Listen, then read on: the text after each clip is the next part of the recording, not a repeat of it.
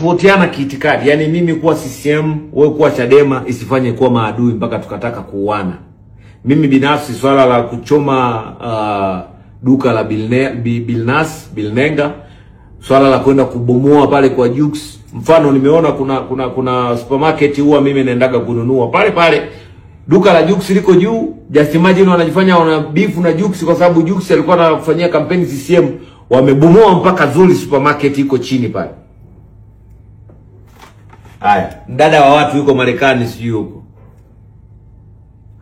Hayuko hata kwenye mambo ya siasa.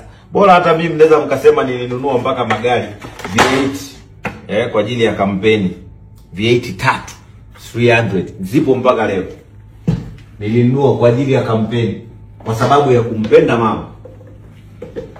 Kuna watu wameharibiwa maduka, watu wamevunjiwa biashara, watu hawana kazi. Mpaka hivi ninavyoongea na wewe, kuna watu hawana biashara, hawana kazi, hawana pa kushika, kutokana na mambo yaliyoendelea. Kwa hiyo mimi binafsi sijutii kwa upande niliopo, wala si regret kwa CCM, wala si regret kwa kataza watu kufanya maandamano, kwa sababu maandamano yamefanyika na yameleta vurugu, yameharibu vitu vya watu, watu wamepotea. Mimi siwezi kuwa mmoja kati ya watu ambao kuna mbona kama hili fridge liko mtazamo. Hili fridge namna gani vile? Mbona kama vitu hamna huko?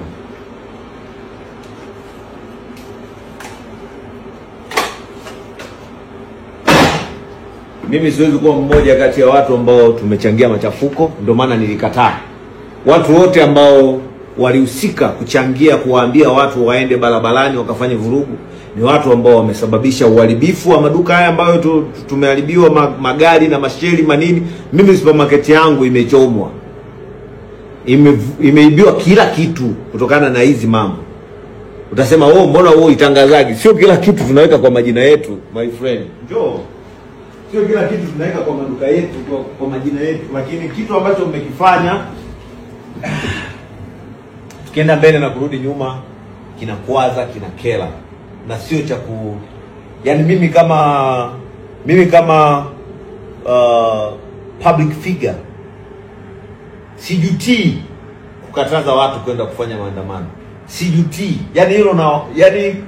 Hilo naliweka wazi. Sijutii kuwakataza watu kwenda kwenye maandamano kwa sababu nilijua kitakachoenda kutokea mbele ni nini. Unapogoma na umeambiwa usigome, wewe unakuwa tayari umefanya vurugu. Ni vitu